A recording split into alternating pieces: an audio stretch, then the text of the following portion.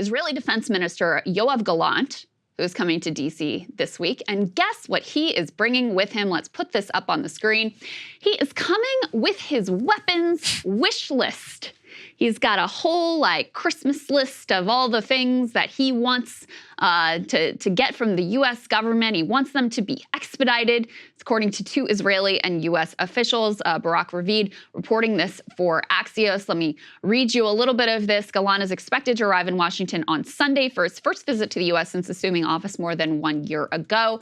He's going to meet with Lloyd Austin, Jake Sullivan, and other senior U.S. officials. Behind the scenes, Gallant and Austin spoke on the phone on Wednesday, discussed the minister's upcoming trip. The officials added, Gallant told Austin he's coming with a list of specific weapons systems requests. Senior Israeli officials said the request will not only include short-term requests for the war in Gaza, but also long-term ones, including the option to purchase more F-35 and F-15 fighter jets.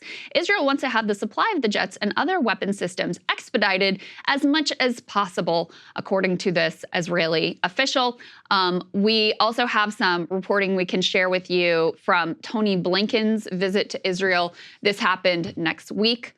Allegedly, he warned Netanyahu and his war cabinet in a meeting Friday that Israel's security and its place in the world are in peril over the failed Gaza strategy, and, quote, you might not realize it until it's too late. He said, according to this report, that on the current path, Hamas will stay in control of Gaza or there will be anarchy, will just create the conditions for more terrorism. According to the source, Netanyahu said after Blinken's remarks, we will have our hands full for decades. So that was Blinken's reported message to Bibi. Again, does it come with any policy change? Of course not. It's just, a warning to his friend that maybe they're making a mistake.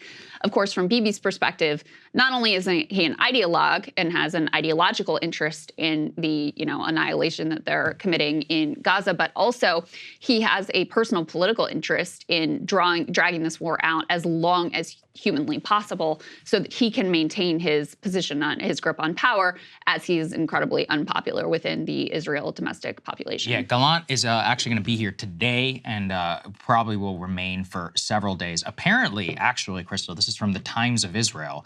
They are asking for the options to purchase more F-35 and F-15 jets, which is included in those. That would require a direct approval both by Congress and by the administration. So let's stay tuned.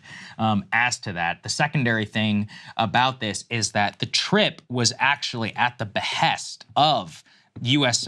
Pentagon Secretary Lloyd Austin. It's not like he asked to come. We are apparently the ones who invited him. Not exactly sure what any of that all means, but we do know it's a moment of extraordinary tension, allegedly, with the Israeli government.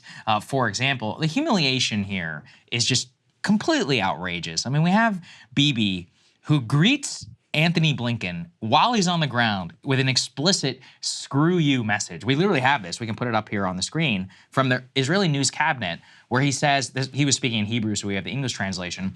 I met with Secretary of State Blinken today. I told him I really appreciate the fact that more than 5 months later, we've been standing together in the war of Hamas. I also told him we need to recognize the need to evacuate the civilian population from the war zones and take care of humanitarian needs. But I also said there is no way to defeat Hamas without going into Rafah and eliminating the rest of the battalions. I told him I hope we will do it with the support of the USA. But if we have to, we will do it alone. So clearly, that's a screw you. We're not going to do it. I mean, at this point, too, the U.S. administration has laid it all out on the table. Blinken has said it. Biden has said it. The vice president has said it. So if they do it, that is as explicit as a screw you as that could possibly exist. Yeah. And we'll probably still ship them the weapons, even if they do. Yeah. That's the crazy part. Absolutely. Biden said it. Yeah. We have covered previously how, listen, this idea that, we couldn't do anything. Israel's its own sovereign country. They can do what they want anyway. That's just not true. If we stopped supplying the munitions, they would run out pretty quickly. They would be in a real bind if we didn't continue to expedite these weapon sales, over 100 of them since October 7th. So there's a lot they could do other than these, rhetorical gestures, and Biden kind of sort of saying maybe Rafah's a red line, but also, by the way, I'm never going to leave Israel.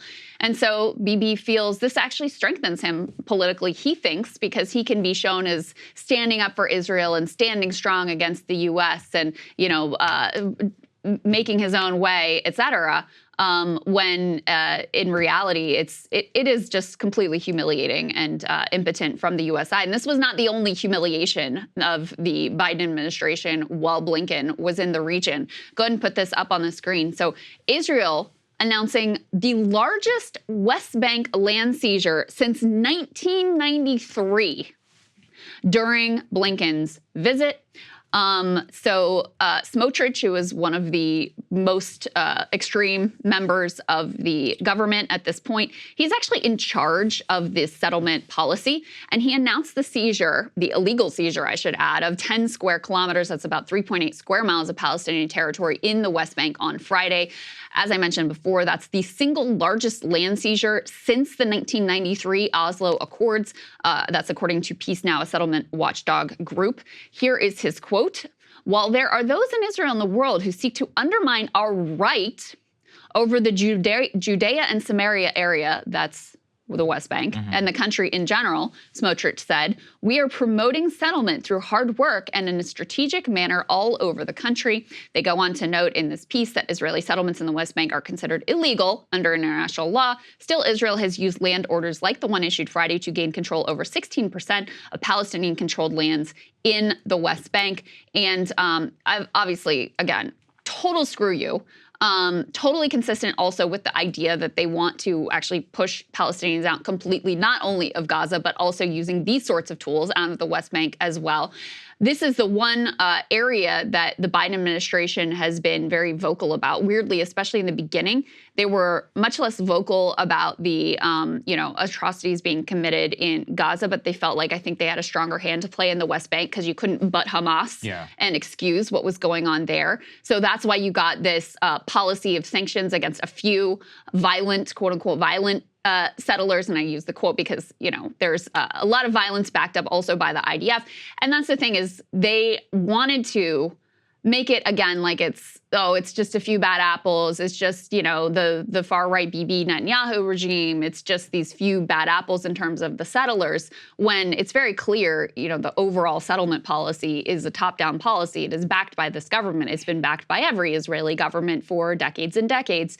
So to do this and throw this in their face while Blinken is there on the ground is just astonishingly brazen and humiliating. Well, the reason it's crazy is, look, in another world pre-October 7th or any of that, this would be massive news. I mean, this is like world-changing news since 1993 because it would have invited major pushback from the Jordanians with the Egyptians. It is obviously would have been a UN resolution that would have been mounted in response because, since 1993, it's been over 30 years, and this is a complete destruction of any post-Oslo and post-Camp David Accords theory and thesis and policy set forth by the U.S. Now, I'm not saying they haven't violated it since then in terms of settlement expansion, but to have the largest one to take place at this time is so explicit and different, and in another life would have invited a totally different reaction from the U.S. political administration. Also marks the failure of the current Biden policy, the idea of the bear hug, which would constrain, whereas opposed, what's really happened is it's really unleashed a whole new set of factors. This may actually be one of the most significant things that's happened in the entire war, and it is not actually getting its due because it shows an explicit linkage of the war to the expansion policy in West Bank, which could presage what was going to happen in Gaza. Yeah, I think that's absolutely right. And so what is the response from the U.S. government? Well, they had this, they had to pass this spending, this budget bill, and let's take a look at some of the provisions of this bill that now was passed by Congress and has been signed by Joe Biden. Well, number one, it cuts UNRWA funding through next year, so through 2025, UNRWA being the number one aid organization on the ground in Gaza. So cutting UNRWA funding means you are helping to facilitate the policy of mass starvation as a weapon of war. So we did that. We made sure to send Israel another $3.8 billion. And this is in some ways the most galling. It limits aid to the Palestinian Authority if the Palestinians initiate or support an international criminal court investigation against Israel for human rights crimes. So even as we have overwhelming evidence that Israel is committing war crimes, they're not punished for actually committing war crimes. We ship them their $3.8 billion, no problem. We do their bidding by cutting funding to UNRWA, something that even, which was based, just to remember, it was based on these allegations that were completely evidence-free, that a small number of UNRWA employees were involved on October 7th. By the way, those employees have already been fired. And we also learned that some of the quote-unquote confessions of these crimes were coerced by torture. So some of our allies went back and said, all right, there's nothing here. We've got to restore funding to UNRWA. Not us. We're going to codify it and guarantee that UNRWA remains unfunded at least through next year. So you've got that.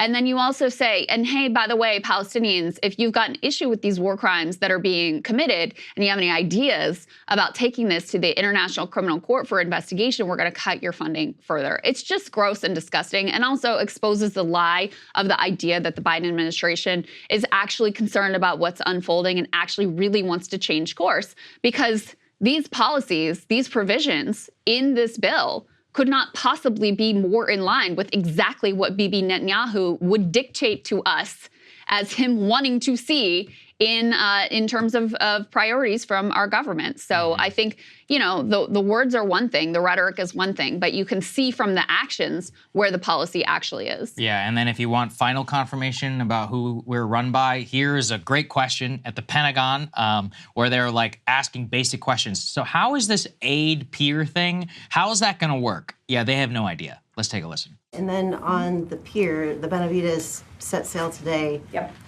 So we've got the pier elements moving forward. You've got the sailors and soldiers are starting to move forward. Yeah.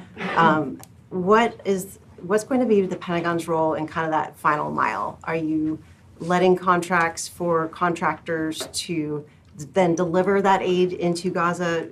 What's kind of the final piece looking like?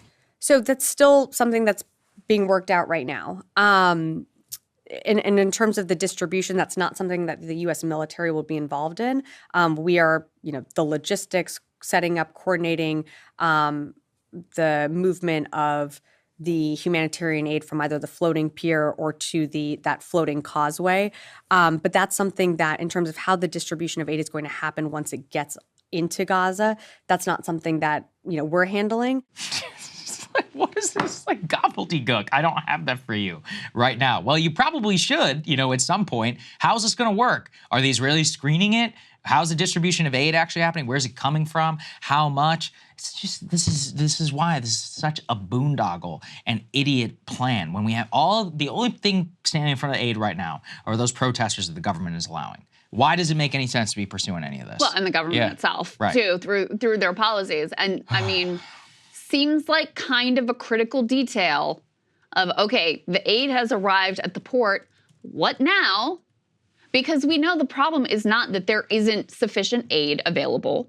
The problem is not that there aren't sufficient crossings or, inlets into the Gaza Strip available. The problem is what the Israeli government is doing, prohibiting this aid from coming in and getting where it needs to go. And not to mention, and this is, one of the other things that unfolded, you had another flower massacre, killing starving Palestinians who were trying to go and secure this aid for themselves and their families. So obviously, those are some key questions to resolve if you think this frickin' stupid port, which apparently was Bibi's idea to begin with, if you think that this is going to help the aid situation whatsoever. And by the way, of course, it's going to take a while for this thing to be built and require a lot of our money and put our service members at risk. Remember when Lloyd Austin got asked about whether there was a risk to our service members, he was like, yeah, they're, and they didn't have any plans for how to mitigate that risk either, or any guarantees that they're not going to be in harm's way, because of course, how could you get those guarantees when you're bringing them so close to an active war zone and doing everything right up to the line of actually putting boots on the ground. You'll also recall that Bibi said himself that he thinks it's a good idea if that port is used to ship Palestinians out of the Gaza Strip and facilitate he and his government's, ultimate desires, fondest desires over many years to complete the ethnic cleansing of the Gaza Strip. So that's what we're really aiding and abetting here. And I think that's why those comments are so significant, because they really reveal that it's, number one, just PR, and that they actually have no plan in place to make sure that the aid gets where it needs to go and that it actually alleviates this crisis, not to mention that there are people starving right now today, and this doesn't come close to solving any of the issues that have, and any of the problems that have been put up by the Israeli government that has led to this situation. Yeah, it's very, very sad. Hey guys, if you like that video, go to breakingpoints.com, become a premium subscriber, and help us build the best independent media organization on the planet. That's right. We're subscriber funded. We're building something new. We want to replace these failing mainstream media organizations. So again, to subscribe, it's breakingpoints.com.